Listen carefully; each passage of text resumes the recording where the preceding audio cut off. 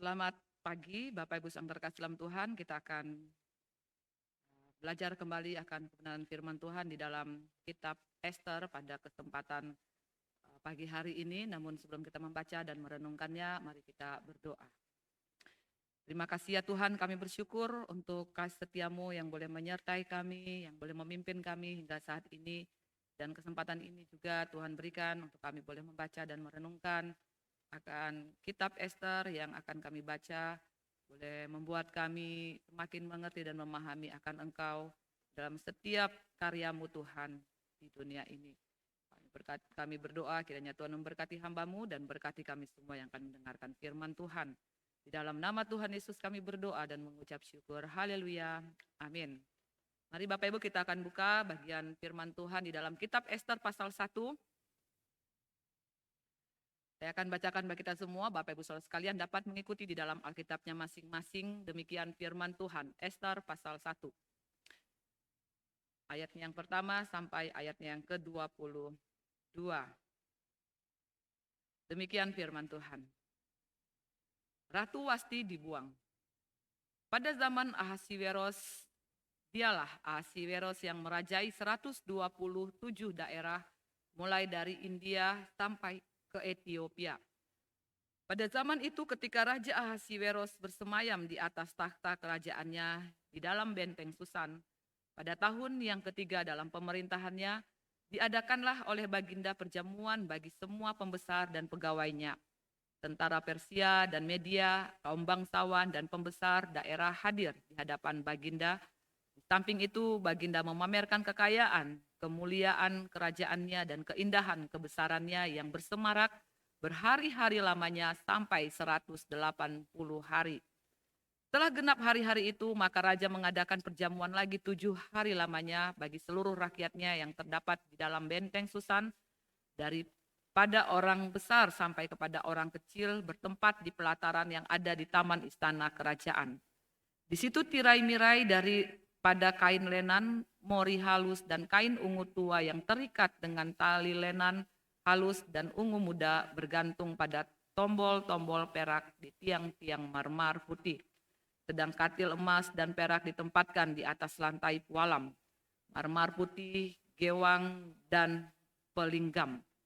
Minuman dihidangkan dalam piala emas yang beraneka warna dan anggurnya ialah anggur minuman raja yang berlimpah-limpah sebagaimana layak bagi raja.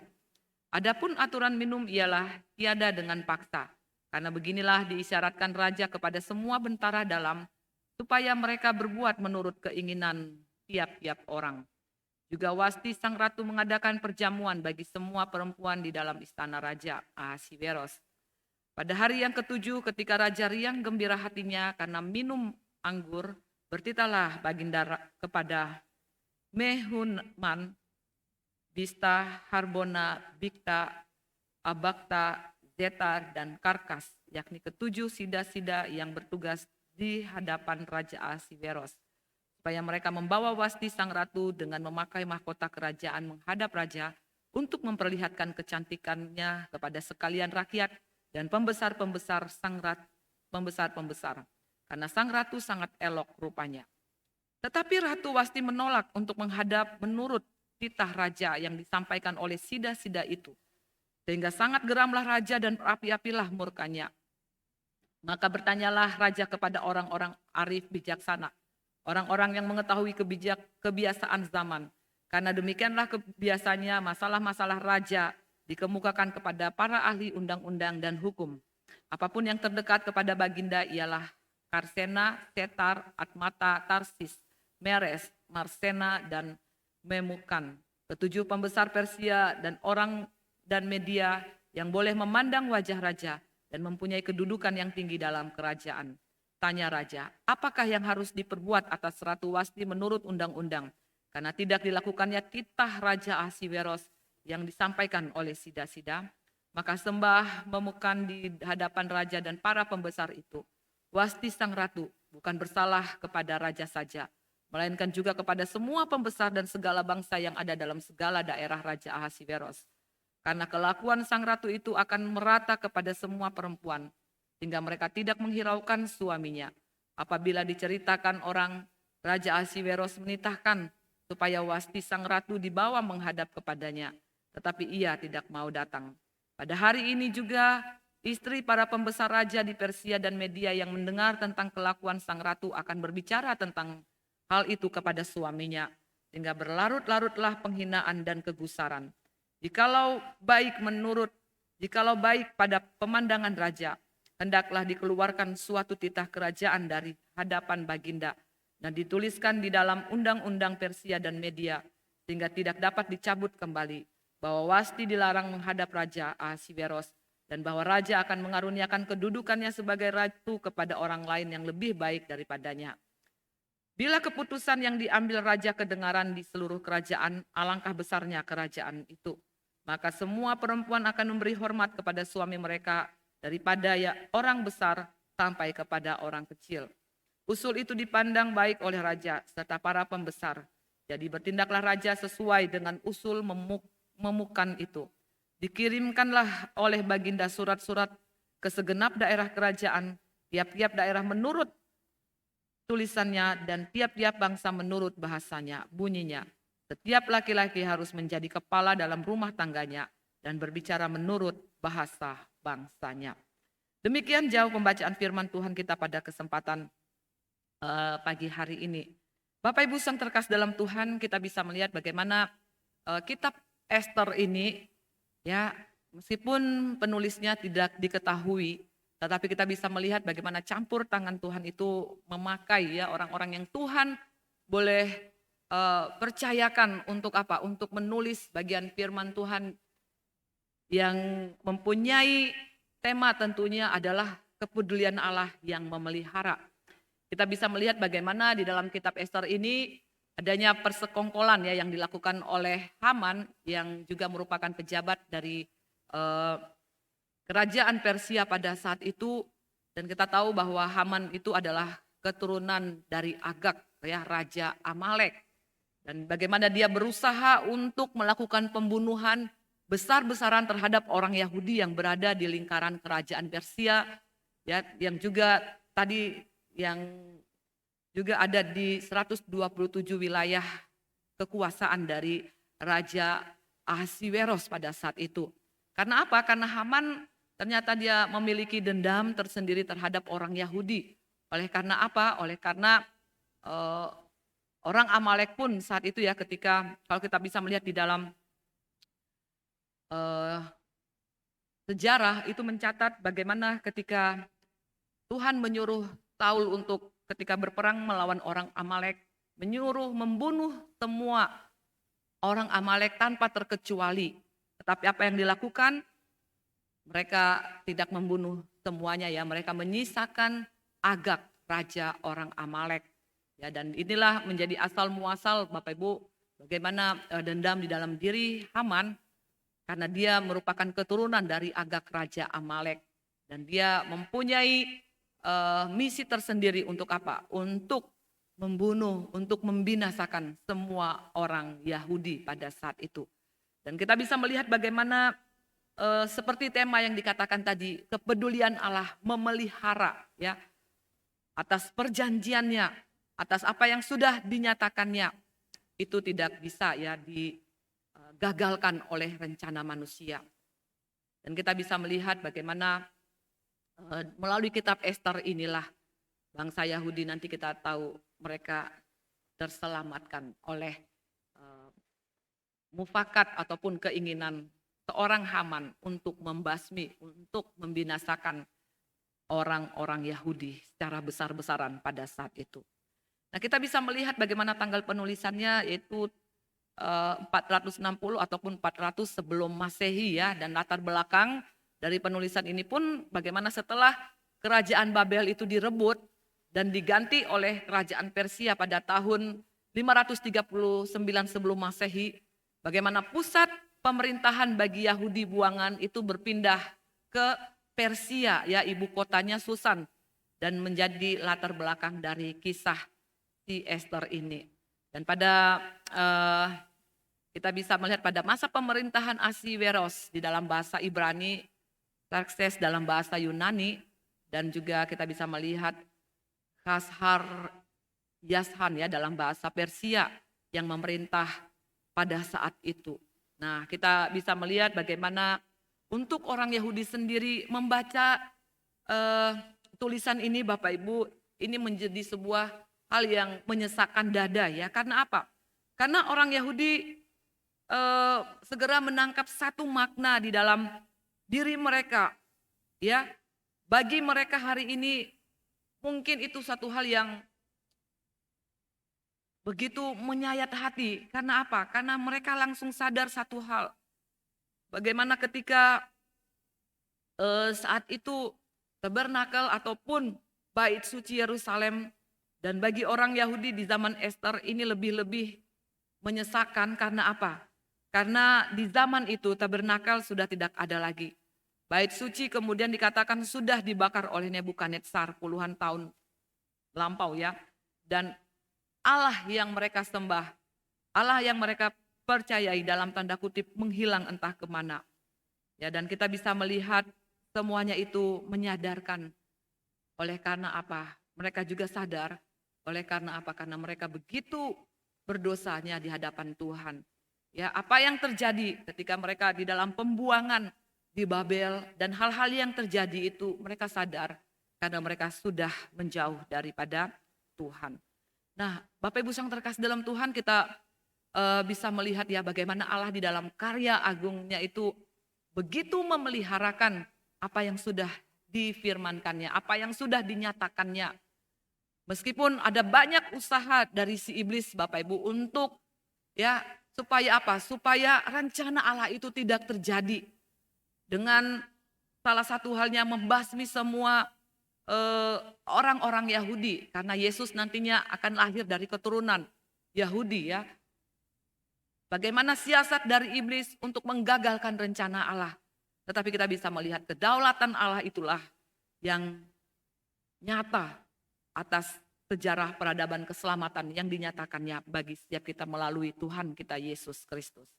Nah, kita bisa melihat Bapak Ibu di dalam Ester pasal 1 ini, di situ boleh memberikan satu keterangan ya bagaimana zaman Raja Ahasiweros yang berkuasa pada saat itu dikatakan dia menjadi raja yang memerintah 127 wilayah. Di dalam ayat yang pertama tadi dikatakan Bapak Ibu bagaimana itu sudah ternyata ya 127 wilayah.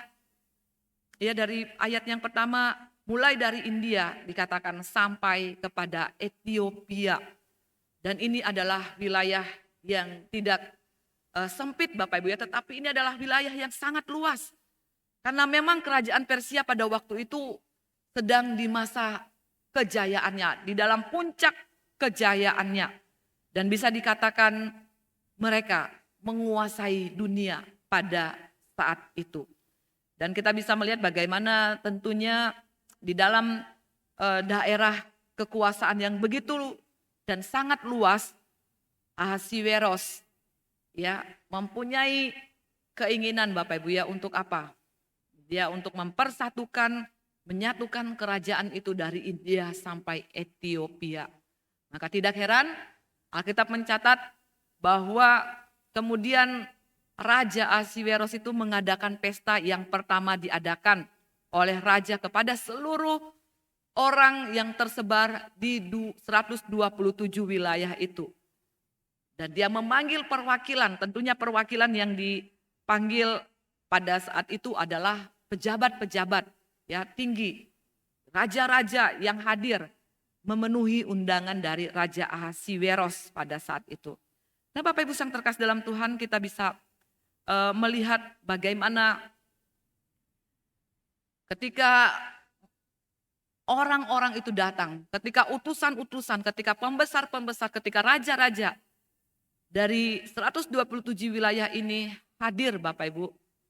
Dan mereka sungguhnya adalah hal yang membuat mereka tercengang gitu ya. Membuat mereka itu kemudian terperangah oleh karena apa?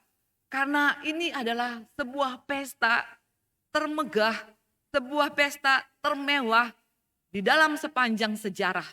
Tidak hanya termegah dan termewah Bapak Ibu, tetapi juga pesta yang terlama diadakan Bapak Ibu ya, sepanjang sejarah. Betapa tidak Bapak Ibu, Alkitab mencatat bahwa pesta itu digelar selama 180 hari, masih ditambah 7 hari lagi. Sekali lagi Bapak Ibu, siapa yang diundang di dalam pesta itu? Tentunya para pembesar. Tentunya orang-orang penting di kerajaan-kerajaan lain, yakni wilayah-wilayah yang dikuasai, yang diduduki oleh Raja Ahasiweros. Bapak Ibu, mungkin secara politik tujuan dari diadakannya pesta ini adalah untuk menyatakan kepemimpinan, ya, suatu hal yang ingin dinyatakan bagaimana Raja Ahasiweros yang kepadanya para perwakilan itu datang adalah raja yang kuat, raja yang mampu menaklukkan Babel. Dan dia adalah dikatakan bukan hanya seorang raja yang kuat dan mampu membuat bangsanya adalah menjadi bangsa yang besar. Ya, memberikan informasi, memberikan sebuah image kepada bangsa-bangsa yang lain. Agar apa Bapak Ibu? Agar mereka jangan bermain-main dengan Raja Ahasiweros saat itu yang sedang berkuasa. Karena dia adalah raja yang kuat dan bangsa Persia adalah juga bangsa yang besar. Bapak Ibu yang terkasih dalam Tuhan, tidak hanya para pembesar dari perwakilan wilayah-wilayah yang diundang saat itu Bapak Ibu. Alkitab juga mencatat dikatakan bahwa rakyat pun juga diundang. Untuk apa? Untuk menghadiri pesta tersebut. Pesta yang diadakan 180 hari, bisa kita bayangkan Bapak Ibu ya. Ini bukan sekedar pesta mabuk-mabukan belaka. Bukan tanpa tujuan. Tetapi ini adalah sebuah pesta. Bagaimana Raja Ahasiweros ingin memamerkan. Apa yang ingin dipamerkan Bapak Ibu? Yaitu memamerkan hartanya. Memamerkan kemuliaannya, memamerkan segala apa yang dia sudah raih di dalam pencapaiannya hingga pada saat itu. Supaya apa? Supaya orang-orang yang hadir tentunya Bapak Ibu di dalam tujuan politik melihat, mengagumi. Mereka begitu sungkan, mereka begitu terperangah melihat begitu agungnya Raja Ahasiweros di dalam segala hal apa yang dia punya, apa yang dia miliki. Sekali lagi tujuannya memamerkan, memperlihatkan supaya wakil-wakil yang hadir itu melihat kemuliaan dari Raja Ahasiweros. Bapak Ibu, sekali lagi kita pun bisa mencatat bagaimana pesta itu digelar dengan begitu megah, begitu mewah, dan begitu lamanya. Tujuannya Bapak Ibu adalah untuk kebanggaan raja itu sendiri, ya. Dan meskipun royal Bapak Ibu, Alkitab mencatat bagaimana Raja Ahasiweros tidak membiarkan rakyatnya lupa bahwa dialah pemegang kendali atas kehidupan mereka. Bahwa dialah yang pegang kuasa. Karena kalau kita bisa melihat Bapak Ibu dalam ayat yang ke-8, kita membaca bagaimana bahwa minum pun ada aturannya. Intinya Raja Ahasiweros ketika memberikan kebebasan kepada rakyatnya untuk minum sesuka hati mereka Bapak Ibu. Ingat, sebuah image yang ditanamkan oleh Raja Ahasiweros. Bahwa kamu dapat berbuat seperti itu oleh karena perintahku. Kamu mampu melakukan hal itu oleh karena apa? Oleh karena Raja Ahasiweros ya memberikan perintah itu kepada mereka. Inilah image Bapak Ibu ya. Sebuah kesan yang dinyatakan oleh Raja Ahasiweros kepada rakyatnya. Supaya apa? Supaya hati mereka itu boleh tertangkap ya. Supaya rakyat itu sungguh-sungguh mencintai apa yang dia cintai. Supaya mereka mengikuti dia sampai mati. Mereka punya loyal yang tinggi kepada Raja Ahasiweros. Dan semangat inilah yang nantinya juga akan ditangkap oleh pembesar-pembesar yang hadir pada saat itu. Oh, betapa rakyat begitu mengasihi rajanya. Betapa rakyat itu begitu mencintai rajanya. Begitu mereka mengasihi dan begitu mereka tunduk terhadap perintah dari rajanya. betapa raja mempunyai otoritas atas mereka. Jadi dengan pameran kekayaan itu diharapkan Bapak Ibu ya, respon dari mereka ini dari perwakilan pembesar-pembesar dari 127 wilayah ini Bapak Ibu ya. Mereka akan berkata di dalam hatinya, ternyata raja junjungan kami, Raja Ahasiweros itu ya begitu baiknya dia, ya begitu besarnya dia.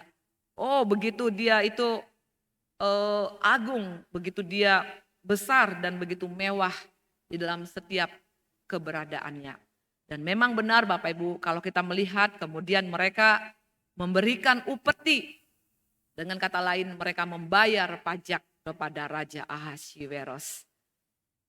Dan dengan memamerkan kekayaannya, maka di dalam benak Raja Ahasiweros boleh memberikan satu kesan kepada perwakilan dari wilayah-wilayah kekuasaannya. Kami ini adalah kerajaan yang bisa dipercaya. Kami adalah kerajaan yang kuat. Kalau kamu bergabung dengan kami, kalau kamu loyal kepada kami, kamu tidak akan rugi. Lihatlah betapa hebat dan betapa besarnya kemuliaan kami. Itu yang mau dinyatakan oleh Ahasiweros, ya. Dengan diadakannya pesta selama 187 hari Bapak Ibu ya, kepada para pembesar-pembesar. Untuk apa? Untuk mereka tahu betapa luar biasanya seorang Raja Ahasiweros. Nah Bapak Ibu sang terkasih dalam Tuhan, kita bisa melihat juga ya, salah satu ya dari kebanggaan yang dinyatakan oleh Raja Ahasiweros pada saat itu Bapak Ibu, tidak hanya dia memamerkan kekayaannya, dia tidak hanya memamerkan kekuasaannya, dia tidak hanya menyatakan kemuliaannya kepada para pembesar-pembesar yang hadir pada saat itu Bapak Ibu. Karena salah satu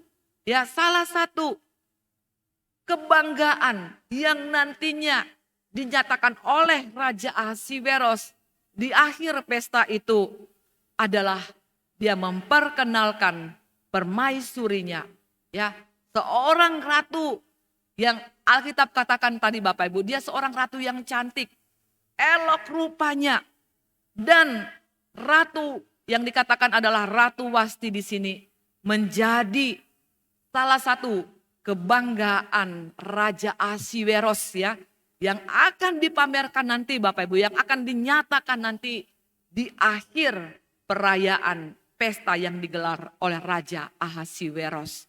Biasanya gitu ya Bapak Ibu ya, ketika kita ada acara ataupun ketika ada sambutan, pasti orang terakhir itu adalah orang yang penting. Nah demikian juga Raja Ahasiweros Bapak Ibu, ketika dia sudah memamerkan segala apa yang dia punya, maka puncak dari kebanggaannya, puncak dari apa yang dia banggakan Bapak Ibu, yaitu dengan memperkenalkan permaisurinya, seorang ratu yang cantik ya. Di dalam ayat yang ke-10 dan di dalam ayat yang ke-11 Bapak Ibu, tadi dikatakan di sana ayat 10 dan ayat yang ke-11 ya, pada hari yang ke-7 ketika raja riang gembira hatinya karena minum anggur, bertitalah baginda kepada Mehuman, Bitsta, Harbona, Bikta, Abakta, Zetar dan Karkas, yakni ke-7 sida-sida yang bertugas di hadapan Raja Ahasiweros, supaya mereka membawa Wasti sang ratu dengan memakai mahkota kerajaan menghadap raja untuk memperlihatkan kecantikannya kepada sekalian rakyat dan pembesar-pembesar, karena sang ratu sangat elok rupanya ya. Sang ratu sangat elok rupanya. Ini adalah hari terakhir pesta di hari ke-187 hari ya Bapak Ibu ya.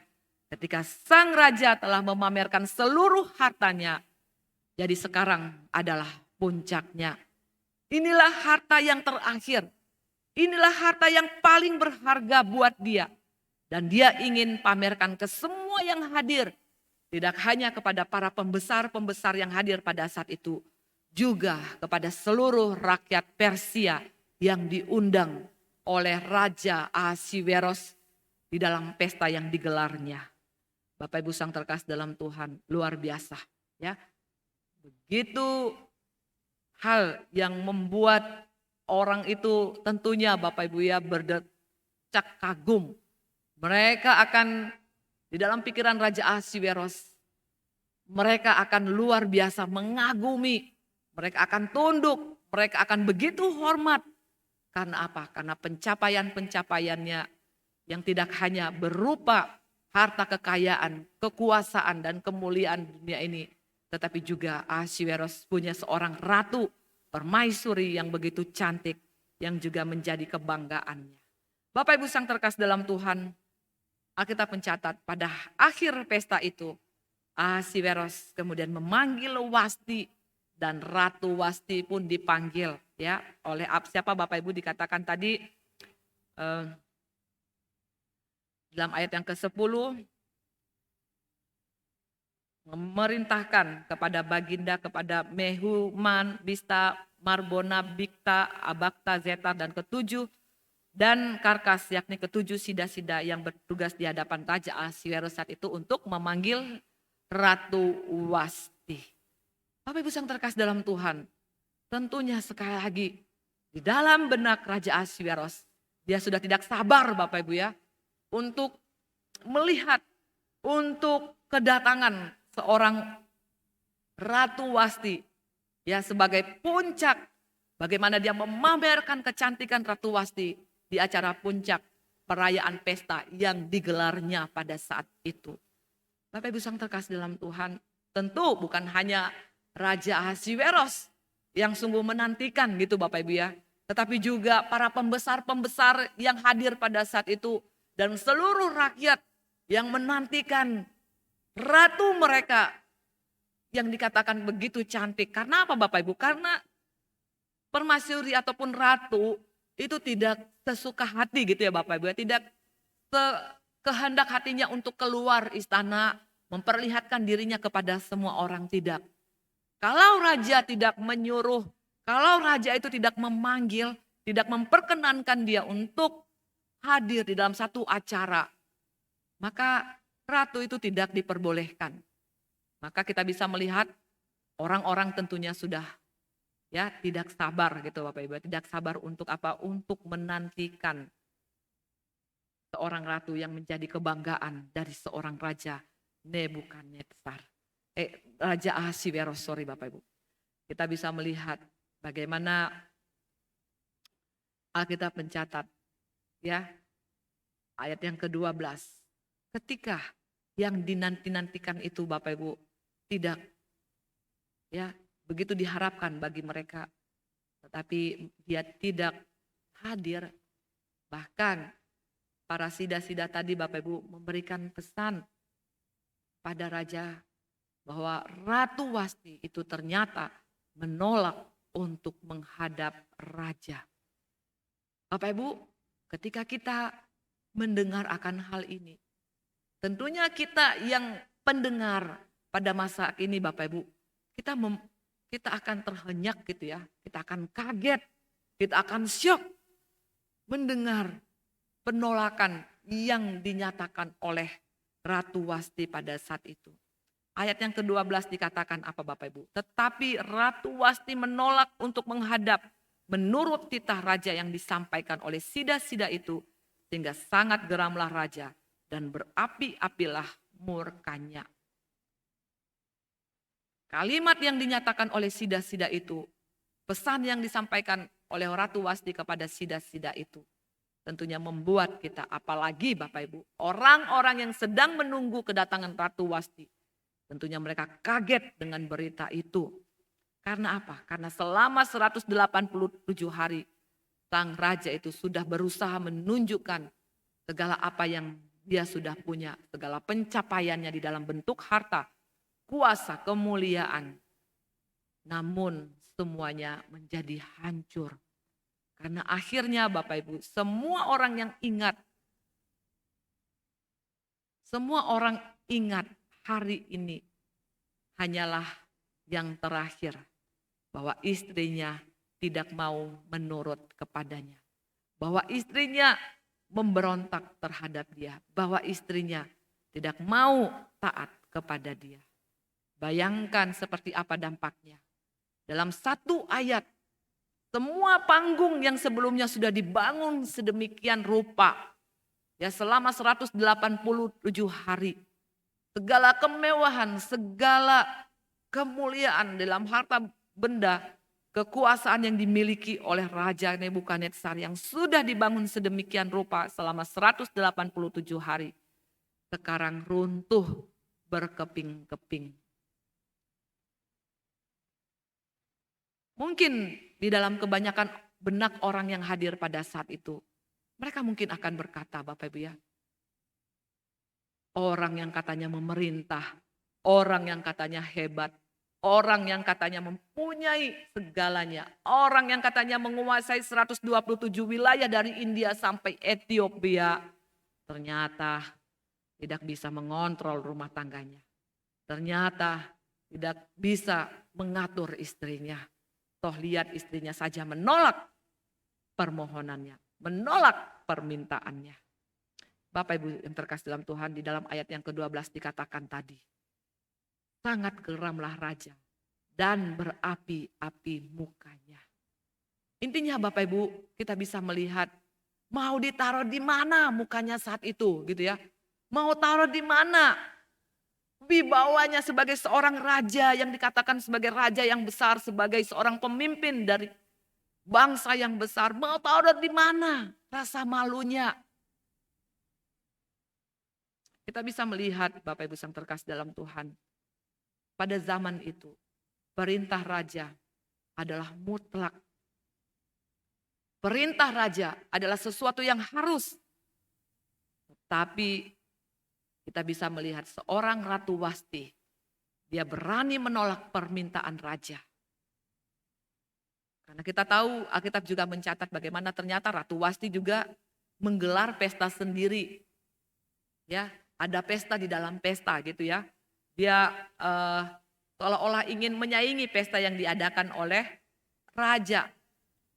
Dan di zaman itu penolakan terhadap perintah raja itu merupakan simbol dari pemberontakan. Maka Bapak Ibu yang terkasih dalam Tuhan, di dalam marahnya, di dalam geramnya Raja Nebukadnezar, ya dia mengumpulkan pejabat-pejabatnya, dikatakan ada 7 orang pegawai yang top di dalam kerajaan pada saat itu untuk memikirkan langkah selanjutnya adalah seperti apa. Dan dalam ayat yang ke-16 dan dalam ayat yang ke-17 Bapak Ibu ya, itu dinyatakan sebuah keputusan yang nantinya juga yang disetujui oleh Raja Ahasiweros, ya, dengan apa Bapak Ibu? Dengan menolak ya Ratu Ratu Wasti menjadi raja, menjadi ratu di kerajaan Persia pada saat itu. Memecat Ratu Wasti dan memberikan kepada orang lain jabatan sebagai ratu. Karena apa Bapak Ibu? Sida-sida ini memberikan sebuah pertimbangan. Ya, karena apa? Karena apa yang dilakukan oleh Ratu Wasti ini. Bukan hanya dia itu terhadap raja, tetapi juga kepada segenap bangsa-bangsa dikatakan ya dalam ayat yang ke-16. Ya dikatakan di sana, bukan bersalah kepada raja saja, melainkan juga kepada semua pembesar dan segala bangsa yang di dalam segala daerah Raja Ahasiweros. Karena apa? Karena kelakuan sang ratu itu akan merata kepada semua perempuan. Dalam arti kata menjadi contoh yang tidak baik. Karena apa? Karena istri seorang raja yang besar, ratu dari seorang raja yang disegani, berani menolak permintaan sang raja. Dan ini menjadi efek yang buruk tentunya Bapak Ibu dalam pikiran penasehat dari Raja Ahasiweros ini, ya kedepannya itu menjadi hal yang tidak baik. Maka dikatakan bagaimana diambil sebuah keputusan, bagaimana dicabut ya bahwa Wasti dilarang menghadap Raja Ahasiweros dan kedudukannya sebagai ratu itu akan diberikan kepada orang lain yang lebih baik daripadanya. Bapak Ibu yang terkasih dalam Tuhan, Kita bisa melihat Alkitab memang tidak mencatat ya Bapak Ibu. Mengapa Ratu Wasti itu menolak? Apa yang menjadi alasannya Alkitab tidak mencatat. Tapi kita bisa melihat apa yang dilakukan oleh Wasti ini sungguh mempermalukan Raja Persia di depan para pembesar-pembesar dari 127 wilayah yang hadir pada saat itu. Meskipun Alkitab tidak mencatat secara pasti penyebab Ratu Wasti karena ada berbagai macam penafsiran Bapak Ibu yang menyatakan bahwa si Ratu Wasti ini ya, ada yang mengatakan dia dipanggil dengan cara yang tidak pantas, ya hanya karena memakai mahkota saja. Dan itu pun kita tidak bisa mengatakan seperti apa, kan Alkitab memang tidak menyatakannya. Ada juga yang mengatakan Bapak Ibu ya, bahwa Ratu Wasti ini adalah cucu dari Raja Nebukadnezar yang kedua ya. Sehingga dikatakan Bapak Ibu bagaimana dengan menolak ya, Ratu Wasti menolak akan permintaan dari Raja Ahasiweros, bagaimana Ratu Wasti itu ingin mempermalukan dari Raja Ahasiweros. Nah, Bapak Ibu yang terkasih dalam Tuhan, kita bisa melihat sebuah ironi ya. Alkitab mencatat sebuah ironi yang bisa kita lihat Bapak Ibu ya, bahwa bagaimana raja yang pada mulanya ingin menampakkan kebesarannya, namun akhirnya Bapak Ibu mendapat sebuah perlakuan yang memalukan, yang mencoreng mukanya. Mengapa demikian Bapak Ibu? Karena justru di tengah-tengah pesta yang sedemikian megah, dia dibantah oleh istrinya sendiri.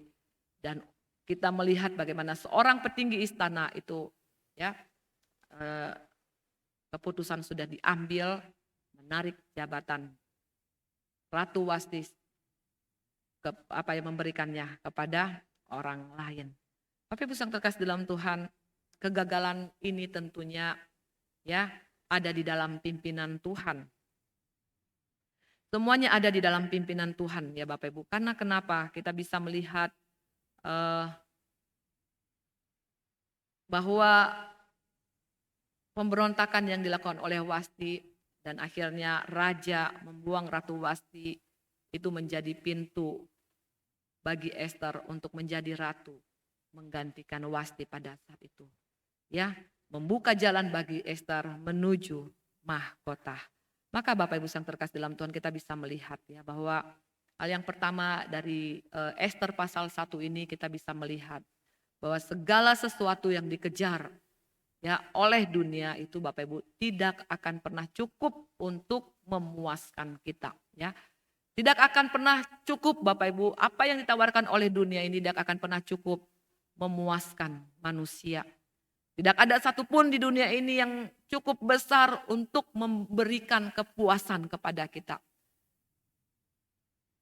Dan kita bisa melihat inilah yang dialami oleh Raja Nebukadnezar. Ketika gelimpangan harta, kekuasaan dunia ini, kemuliaan dunia ini telah dia capai. Bapak Ibu ternyata semua itu tidak mampu memberikan kepuasan. Dia menjadi kecewa. Ya akhirnya karena apa? Karena seorang Ratu Wasti tadi itu tidak mau menuruti apa yang dia katakan, ya dia perintahkan. Nah, kita bisa melihat Bapak Ibu yang terkasih dalam Tuhan, sekali lagi hal yang pertama bahwa segala sesuatu yang dikejar oleh dunia, apa yang ada dalam dunia ini tidak mampu memberikan kepuasan yang sejati di dalam diri manusia. Yang kedua Bapak Ibu, kita belajar bagaimana cara kerja Tuhan, sekali lagi memelihara janjinya. Tuhan tidak kelihatan ya. Nama Tuhan pun Bapak Ibu tidak tercatat di dalam kitab Ester. Namun kita bisa melihat justru dalam kitab Ester di mana tidak ada kata Tuhan, di mana Tuhan tidak bekerja secara spektakuler, di mana dia tidak nyata secara terang-terangan Bapak Ibu. Namun kitab Ester justru menunjukkan kepada kita bahwa dia benar-benar sedang bekerja. Ya, dia sedang bekerja Bapak Ibu di dalam caranya yang tidak kelihatan. Ya, Bahkan Bapak Ibu yang terkasih dalam Tuhan, kita bisa melihat bahkan nama Tuhan pun tidak tercatat di dalamnya. Tetapi di balik setiap peristiwa yang terjadi, di balik segala hal yang ada Bapak Ibu, itu adalah campur tangan Tuhan. Ya, kita bisa melihat bagaimana kalau tadi dikatakan ya, Tuhan mengizinkan Raja Ahasiweros untuk apa? Untuk menggelar pesta. Dan juga dia memanggil pembesar-pembesar dari 127 wilayah di bawah kekuasaannya. Dan dia juga bisa memanggil Ratu Wasti, Bapak Ibu, dan kemudian Ratu Wasti itu menolak.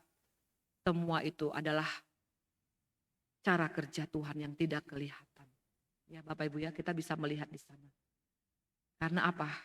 Karena dengan dipecatnya Ratu Wasti menjadi dari kedudukannya sebagai ratu di Persia pada saat itu, maka kita bisa melihat sebuah pintu yang terbuka bagi Esther, yang kemudian Bapak Ibu Tuhan pakai bersama dengan Mordekai untuk menyelamatkan bangsa Yahudi dari persekongkolan yang dilakukan oleh Haman untuk membinasakan secara besar-besaran orang Yahudi pada saat itu.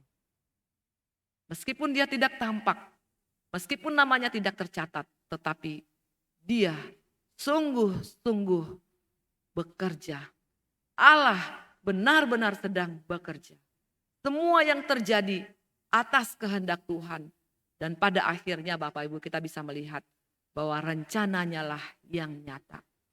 Bapak Ibu sang terkasih dalam Tuhan, kita bisa melihat bagaimana yang kita ketahui dalam kehidupan kita Bapak Ibu adalah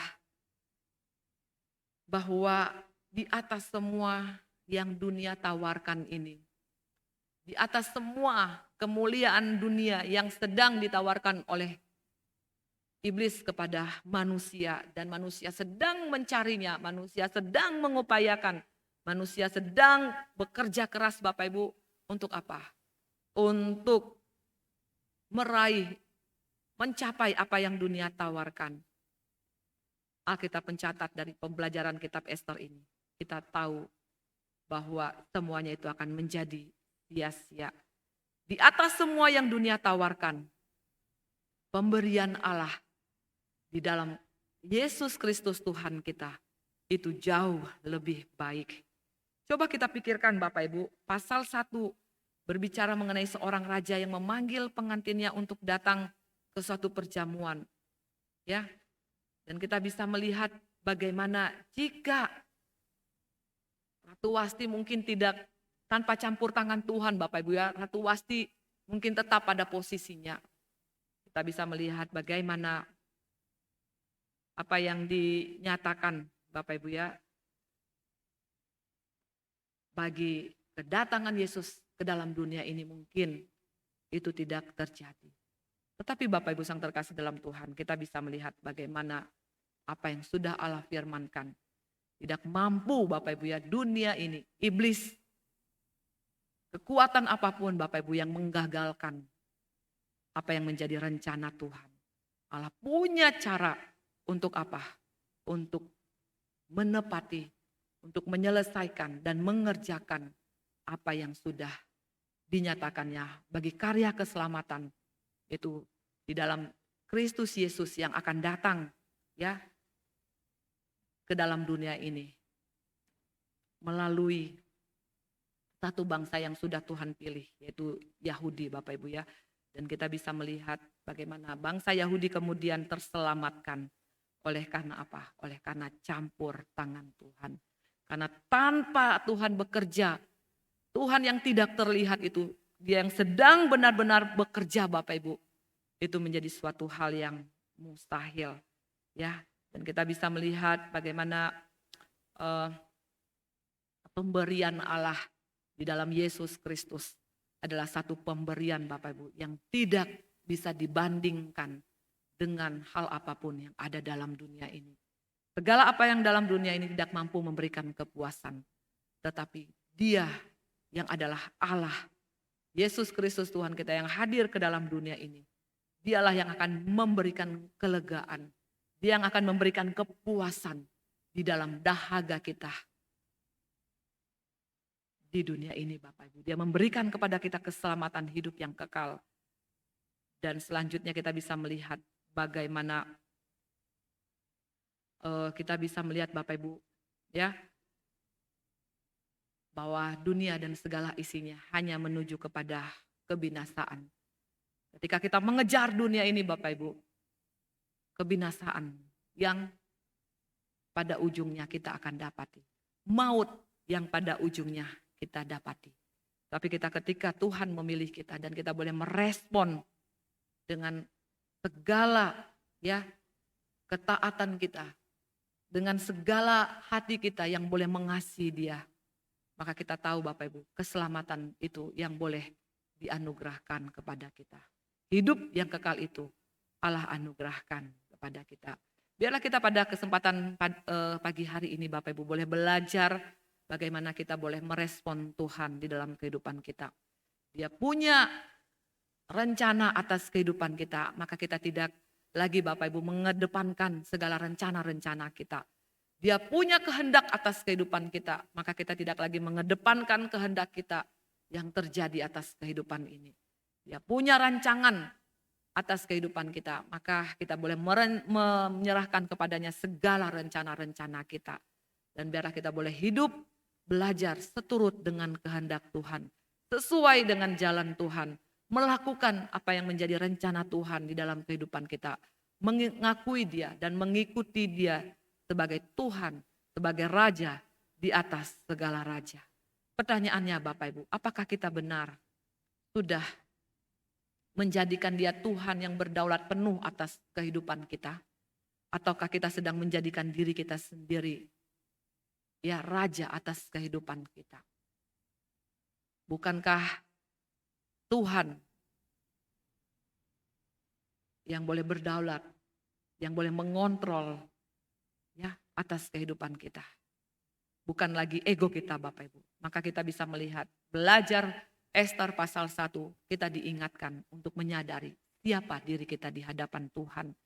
Sehingga kita tidak lagi punya keinginan Bapak Ibu untuk memberontak kepada Dia. Karena apa? Karena segala kebaikan sudah kita terima dari Tuhan. Dengan menyadari bahwa hidup kita adalah anugerah Tuhan. Dengan menyadari bahwa hidup kita adalah kasih karunia Tuhan semata. Kita yang tidak layak dilayakkan oleh Dia.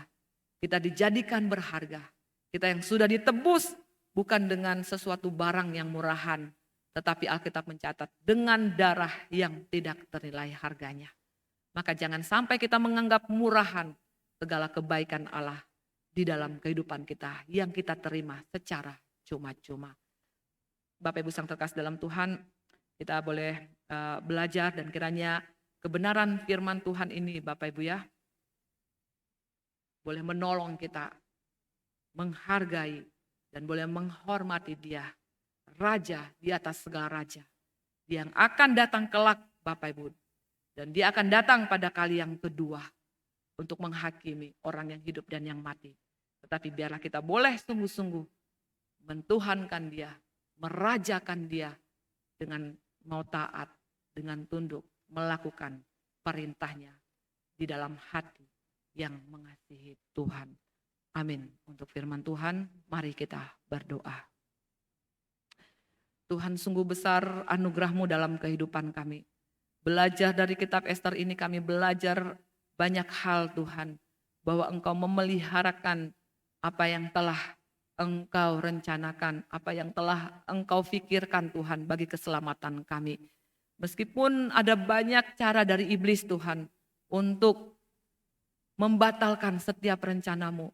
Tapi kami tahu Tuhan, Engkau Allah yang kuasa. Di dalam cara-Mu Tuhan bekerja melalui kitab Ester ini kami boleh melihat bahwa meskipun Engkau tidak terlihat nyata secara spektakuler dan nama-Mu tidak tercatat di dalamnya, namun kami tahu bahwa Engkau sedang bekerja Tuhan, boleh menyelesaikan dan menyatakan apa yang menjadi kehendak-Mu bagi keselamatan umat manusia ini. Terima kasih Bapa, kuatkan dan teguhkan kami untuk kami juga boleh berespon Tuhan saat di dalam Engkau, di dalam firman-Mu setiap hari.